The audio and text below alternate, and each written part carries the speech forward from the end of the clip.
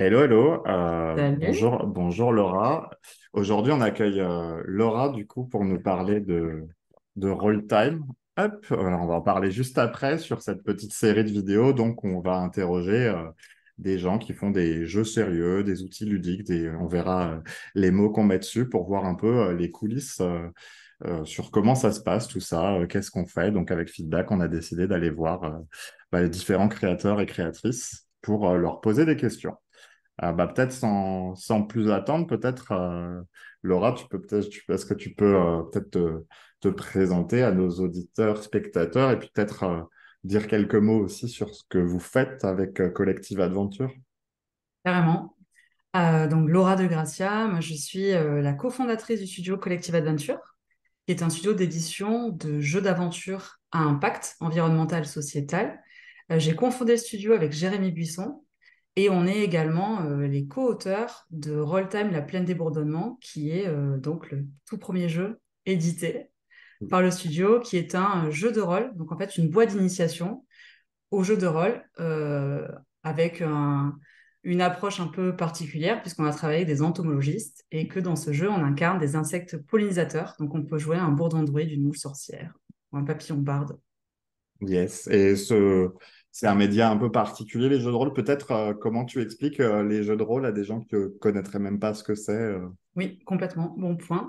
Alors en fait, le jeu de rôle, c'est un jeu de société. La différence avec un jeu de société classique, c'est que les joueurs sont à la fois narrateurs, acteurs de l'histoire. Nous, on a conservé ce qui est un peu l'un des éléments centraux du jeu de rôle dans sa version basique, qui est la présence d'un meneur ou d'une meneuse de jeu. Donc c'est la personne qui va être narratrice et arbitre de la partie. Et la spécificité d'un jeu de rôle aussi, c'est que les joueurs incarnent des personnages, ils vont ensemble construire une fiction collective et la majorité du temps, on est quand même sur des jeux collaboratifs. Yes. Ok, Ça te va cool. comme définition? Ouais, C'est aligné? moi j'aime bien dire que c'est une façon de se raconter des histoires autour d'une table de façon toute simple. Ça peut faire un peu peur quand on prend tous les Hmm. mots initiation, machin, etc. Mais en vrai, c'est assez naturel. Et d'ailleurs, on le fait très Hmm. bien quand on est enfant. Et on oublie Complètement. un peu parfois comment le faire. Et du coup, ce choix du média jeu de rôle, c'était un média que vous aimez bien. Pourquoi Complètement. ce média-là en particulier? Parce que c'est celui auquel on a le plus joué. Alors, Ok. Jérémy avant moi, parce que lui, il fait du jeu de rôle depuis ses 14 ans, et ça a été un gros levier d'émancipation pour lui, je sais, de sociabilisation, enfin, ça a été assez structurant dans son adolescence. Moi, j'ai rencontré Jérémy à 12 ans. C'est lui qui m'a fait découvrir le jeu de rôle, parce que moi, je faisais du jeu société classique, mais j'avais jamais fait de jeu de rôle. Je suis venue avec tous les a priori, les clichés, peut-être que pas mal de personnes avaient ou ont encore, à savoir, mais c'est du théâtre, on va être déguisé, c'est un divertissement de geek, je vais jouer des trolls, voilà. Et en fait, j'ai eu un coup de cœur, j'ai vraiment eu un coup de cœur, en fait, parce qu'effectivement, c'est hyper simple. C'est-à-dire, on est tous ensemble autour d'une table et on partage un super moment de convivialité à imaginer des mondes. Et j'étais assez étonnée de se dire, mais comment ça se fait que tout le monde ne joue pas au jeu de rôle? Et comment ça se fait qu'il y ait cette image un peu élitiste et avec des accès, en tout cas, qui paraissent très compliqués. Voilà, donc c'est parti de là, mais c'est une passion qui est devenue commune, du coup, depuis une dizaine d'années maintenant. Ok. Justement, peut-être une question aussi. Du coup, c'est effectivement un jeu de rôle, c'est une forme de jeu de société. C'est un peu différent aussi. Peut-être, on a eu Adrien en toute la dernière fois sur un jeu de société, plutôt jeu de société classique. Un jeu de rôle, comment ça se conçoit? Est-ce qu'il y a des choses qui se font différemment? En tout cas, comment vous avez créé Rolltime, par exemple, en termes d'étapes de création? Alors, en termes d'étapes de création, la toute première, alors nous, on a commencé, on est rentré par l'archétype de personnage, parce qu'on a eu l'idée du bourdon druide, en fait. C'est le tout premier qui est venu comme ça de discussion qu'on avait le soir. Moi, je travaillais je faisais de la facilitation pour une association d'apiculture raisonnée, et en fait, en lui racontant ce que je faisais dans cet assaut, on a commencé à parler du bourdon druide. Exactement, le voici. Yes. Ouais, pour montrer un peu, on a plein de personnages, du coup, qui sont les personnages des joueurs et Exactement. joueuses. Et donc on a commencé par les archétypes des personnages. Et ensuite, on est allé voir, on a tout de suite vu le potentiel pédagogique qu'il pouvait y avoir, parce que nous-mêmes, en essayant de construire les archétypes, en prenant la coccinelle, la mouche, enfin les différents pollinisateurs, on se rendait compte qu'il y avait plein de choses qu'on ne connaissait pas sur eux. Et c'est en avançant sur les archétypes qu'on s'est dit, mais en fait, il y a un potentiel pour développer de l'empathie, de la curiosité qui est assez fort. Et donc, on est allé voir des experts en entomologie et on a commencé un peu à les interviewer, à creuser le sujet. Et c'est en creusant le sujet qu'ensuite, on a commencé vraiment à travailler sur l'histoire, puisqu'en fait, le nerf de la guerre, alors il y a le game design, mais on ne voulait pas réinventer la roue. Nous, on est parti sur un système simple, en fait, hein, un des 20, et ensuite, il y a le deck building qui est arrivé avec les cartes au fur et à mesure des playtests. Mais le vrai sujet, ça a été l'histoire, et je crois que la difficulté majeure pour l'écriture d'un jeu de rôle par rapport à un jeu de société classique, c'est la cohérence narrative. C'est ben, quand on... Nous, on avait le climax, c'est-à-dire qu'on avait le début, on avait la fin, un peu comme une série ou un film. Et après, ce qui se passait au milieu, ça a vraiment été tout un travail de recherche et puis aussi de comment on scénarise et comment on en fait un vrai jeu avec une vraie histoire qui est intéressante, où il y a des vraies interactions pour les joueurs, parce que l'idée étant pas que le meneur ou la meneuse de jeu raconte, enfin, soit la seule à porter toute l'histoire sur ses épaules, c'est pas du tout le sujet. Et donc la cohérence, c'est par exemple, on s'est rendu compte sur l'épisode spécial enfant qu'on a écrit avec Jérôme Attal, qui est un auteur jeunesse, on s'est rendu compte que malgré le fait qu'on soit passé dessus avec Jérémy, avec Jérôme, moi-même, en fait, en relecture, notre lectrice nous a dit, mais en fait, il y a un personnage, vous le faites parler scène 4 alors qu'il est parti scène 2. Ah Ok. oui, effectivement. Ouais, donc il y Voilà, a tout donc un travail de cohérence vraiment de exactement, l'histoire, de la narration, qu'il n'y ait pas de exactement. choses qui se contredisent, quoi. Exactement. Donc, je crois que ça a été le plus gros travail, c'est ça, c'est la cohérence narrative. Et le deuxième, enfin, nous, en tout cas, ce qui était important pour nous, c'était à la fois l'accompagnement du meneur ou de la meneuse de jeu, parce qu'on parle d'initiation, c'est-à-dire qu'on voulait vraiment une boîte clé en main pour que ce soit facile pour des personnes qui n'ont jamais joué et qui n'aient pas 3 jours de préparation, Ouais, et la durée des parties, puisque c'est pareil, en fonction du nombre de joueurs, on a voulu faire attention à ce que les parties ne puissent pas durer euh, 4 heures, 5 heures, 6 heures. On a essayé de rester dans ce 1 heure et demie approximatif qui, pour nous, était aussi acceptable pour des joueurs qui n'ont moins l'habitude des jeux narratifs. ouais.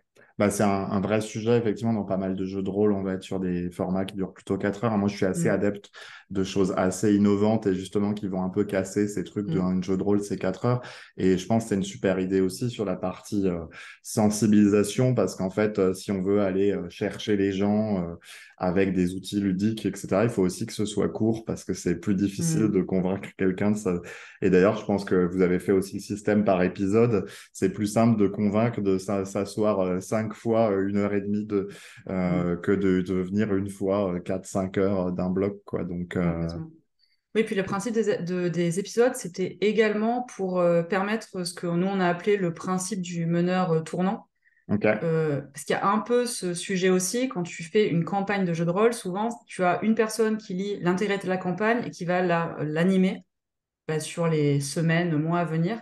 Et nous, on voulait qu'il y ait cette liberté de se dire, mais en fait, moi, j'ai envie d'animer le premier épisode, mais pas le deuxième, pas le troisième. ok. Et donc, bah, je peux ne pas, je me spoil, enfin, il suffit de ne pas se spoiler. Je lis pas l'épisode d'après, et puis au final, je peux être joueur. Ça, c'était important, parce que personnellement, dans la pratique, moi, j'aime bien aussi quand je peux tester les différentes casquettes. Ok, super. Ok, donc je vois à peu près le process. Sur les phases de test, du coup, vous avez pu. Est-ce que vous avez. Qu'est-ce que ça a été quoi un peu les phases de test Alors, on les a fait en condensé finalement, parce que je sais qu'il y a il y a beaucoup d'auteurs qui mettent plusieurs années pour playtester leur jeu. Nous, finalement, ça a été assez concentré puisque ça a été une année. Après, une année assez dense puisque on a commencé vraiment les premiers playtests fin 2021 et on a enchaîné avec les festivals sur toute l'année 2022, Ok, notamment le Flip, Octogone, les Utopiales. Enfin, on a fait énormément de festivals. On a beaucoup travaillé avec les associations ludiques sur Bordeaux et les ludothèques, les bars à jeux également. Et donc, je crois qu'au total, on a dû faire jouer plusieurs centaines de joueurs. Et le prototype, il a vraiment évolué au fur et à mesure, c'est-à-dire que la version de base, qui nous paraissait simplifiée, a pas grand-chose à voir avec ce qu'il en est sorti à la fin, mais parce que ok. justement, les joueurs nous ont beaucoup aidé Alors, pas tellement l'histoire au final, parce que l'histoire, on l'avait déjà, et c'est plutôt avec le laboratoire d'entomologie qu'on a travaillé. Par contre, sur les mécaniques de jeu, c'est vraiment au niveau des playtests que ça s'est joué, et ça nous a permis de l'affiner au fur et à mesure. Et puis, il y a un moment, juste faut trancher et dire que tu as terminé. Parce que sinon, je pense qu'on aurait pu passer les 4 prochaines années à continuer de playtester le jeu. Ouais, ça peut être infini, ouais. Un truc Mm. que je trouve intéressant, c'est que du coup, vous êtes allé beaucoup playtester vraiment dans des milieux très milieux ludiques, joueurs, Mm. etc. D'aller confronter finalement au public le plus exigeant sur la partie mécanique, plaisir de jeu, etc. C'est cool parce que du coup, en fait, effectivement, ça valide aussi pas mal le côté ludique. Vous avez aussi fait des tests, du coup, potentiellement avec des assos, des gens qui font plus des contextes qui auraient été intéressés par le discours ou par ce qu'on fait autour, ou dans des Oui, milieux moins complètement. experts, entre autres, ouais. Oui, complètement. On a fait notamment les 24 heures de la biodiversité, qui est un événement à Orléans. Donc là, c'était hyper intéressant parce qu'on parlait spécifiquement à des gens qui étaient intéressés par la thématique plus que par le jeu. Et ça convertissait aussi, mais c'était un peu l'équilibre à trouver entre les deux. Après, nous, depuis le départ, ça, on se définit pas comme un serious game. On est un jeu. Et dans la boîte de jeu, il y a un livret pédagogique. Et ce livret pédagogique, nous, on s'en est servi pour insuffler euh, du, euh, euh, du serious game dans le jeu. Mais on voulait vraiment, à la base, avoir un jeu qui soit fun et que si les joueurs n'ont pas envie de creuser le sujet, bah, ils peuvent ne pas le creuser. Ouais, Après, ils vont le creuser malgré eux parce qu'il y a forcément des... j'ai Voilà. trouvé ça intéressant, mais effectivement, épisode par épisode, du coup, on a des retours sur le contenu, sur les choses que ça évoque, etc.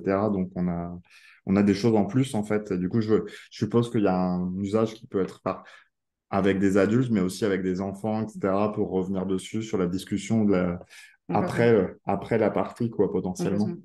On l'a un peu réfléchi comme un potentiel atelier, en fait. C'était de se dire, ça peut être uniquement utilisé dans un cercle ami-famille pour s'amuser, parce que l'histoire est cool, parce que c'est drôle, en fait, de jouer des insectes, et que voilà, l'histoire, c'est une aventure épique.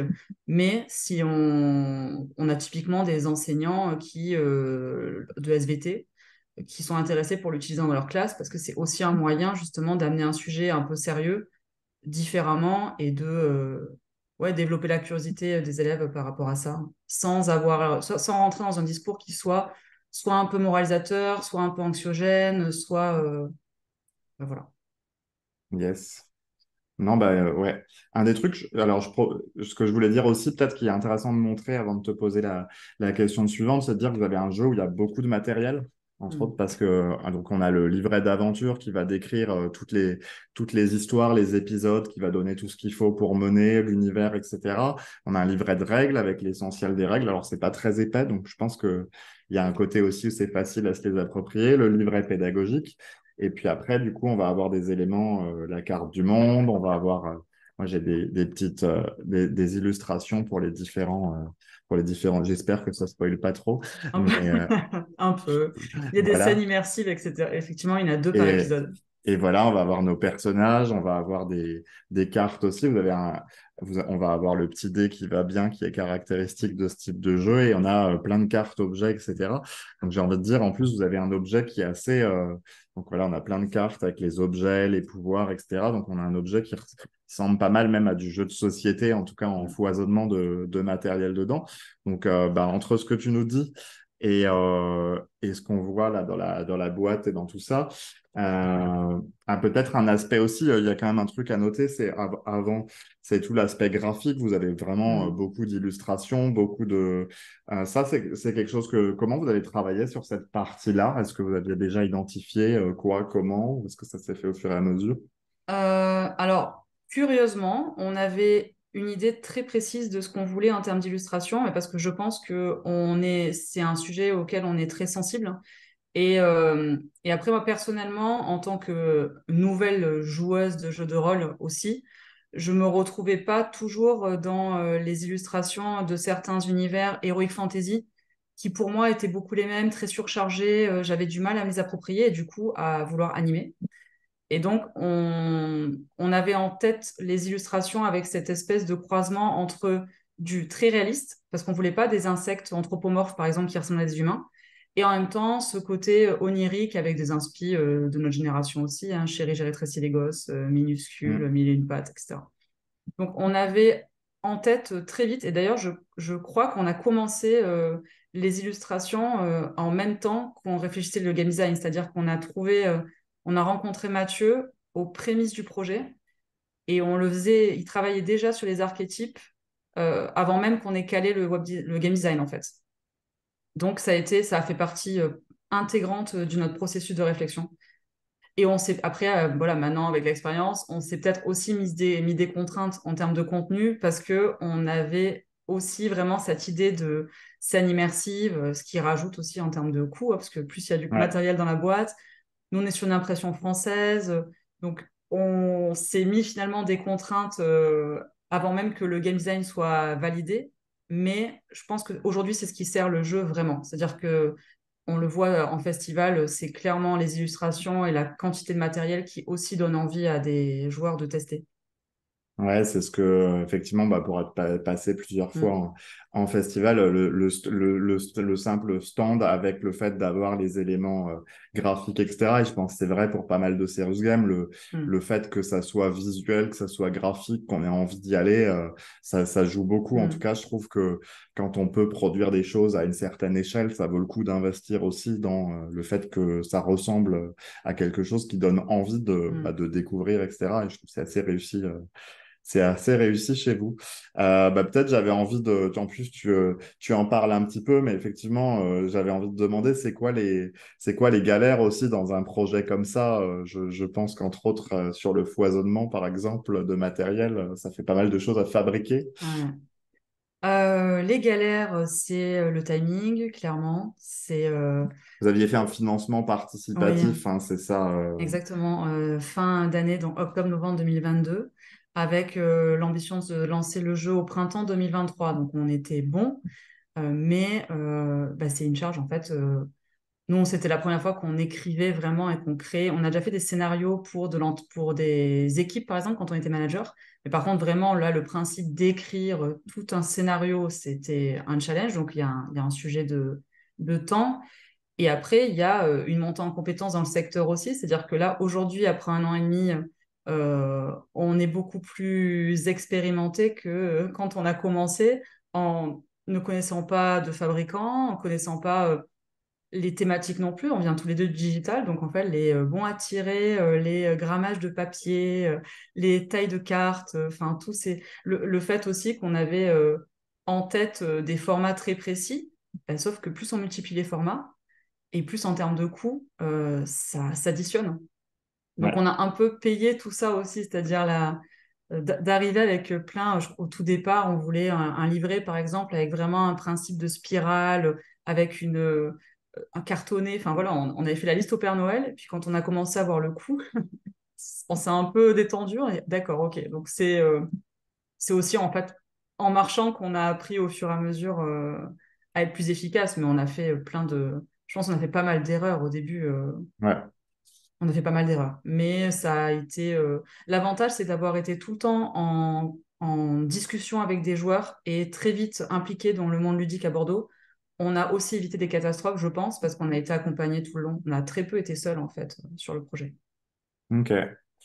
Et est-ce que, donc, ouais, donc tout l'aspect matériel, ouais, qui est effectivement une grosse partie. En plus, effectivement, vous avez été assez ambitieux sur le matériel, hein. Je pense que vous n'avez pas choisi la facilité non plus, hein. Vous auriez pu faire Mm. un livre juste, ce qui est déjà compliqué Clairement. potentiellement. Là, vous avez des cartes, vous avez plein de choses, etc.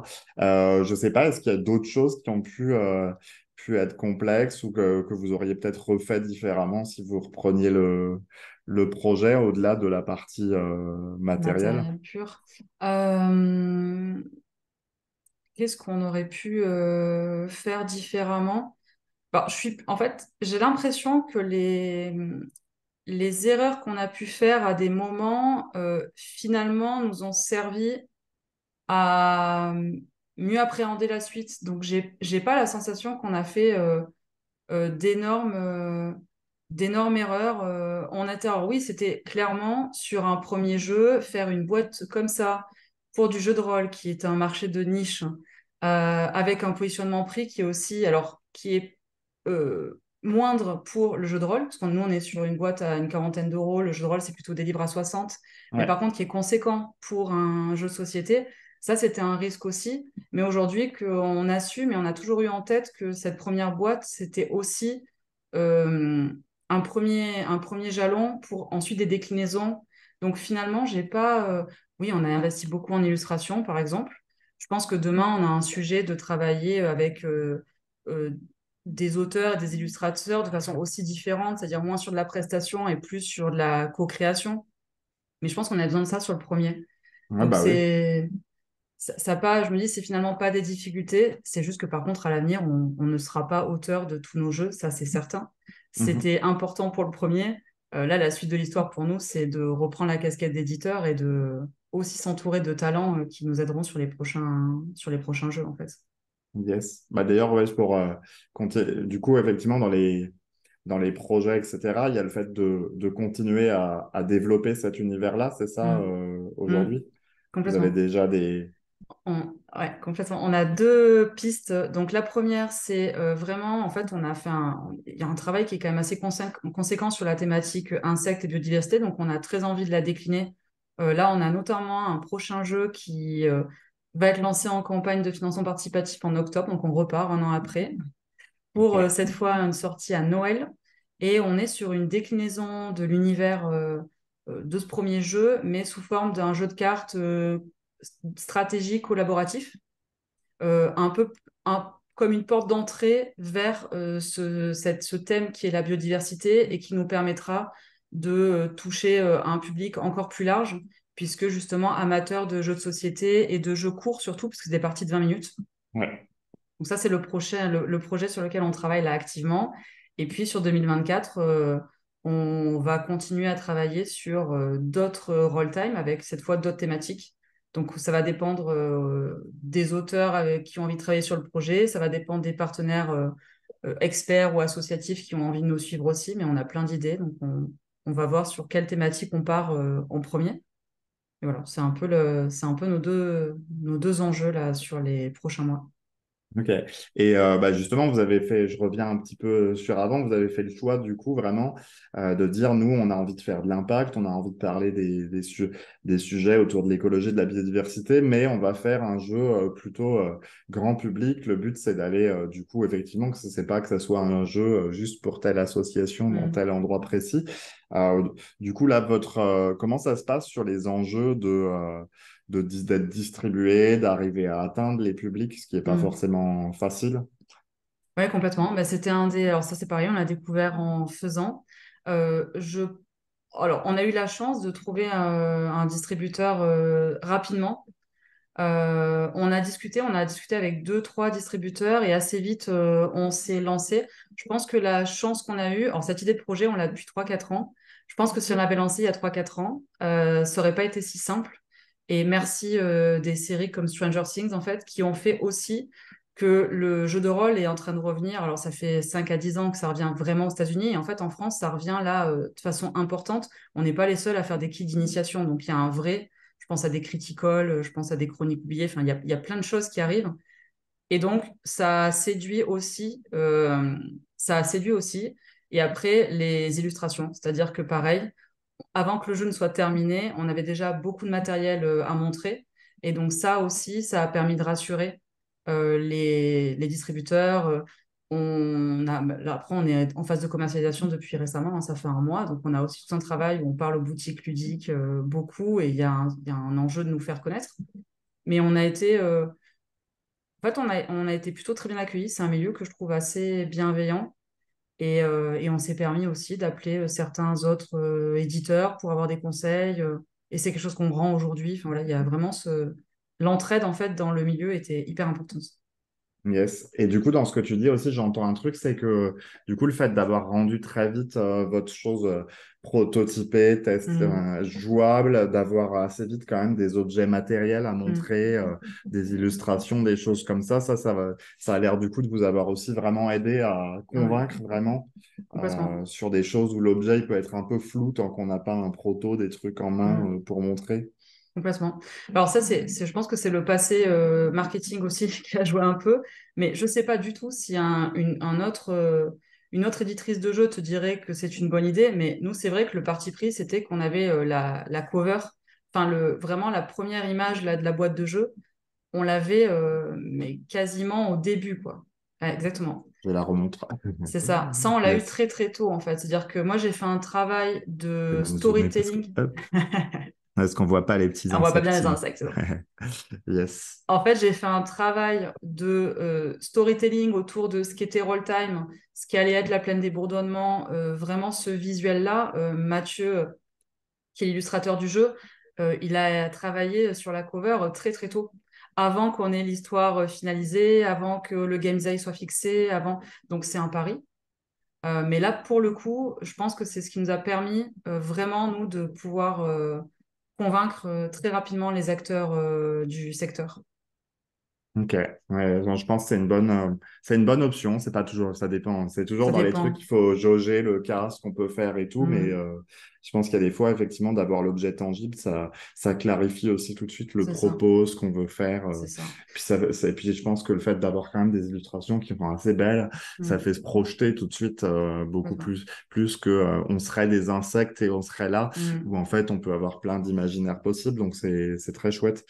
Ok, bah écoute, ça me paraît plutôt clair. Peut-être j'ai une ou deux questions pour la fin sur quelqu'un qui se dit, tiens, en fait, j'ai pas exploré du tout mon sujet de sensibilisation, mon sujet où j'ai envie.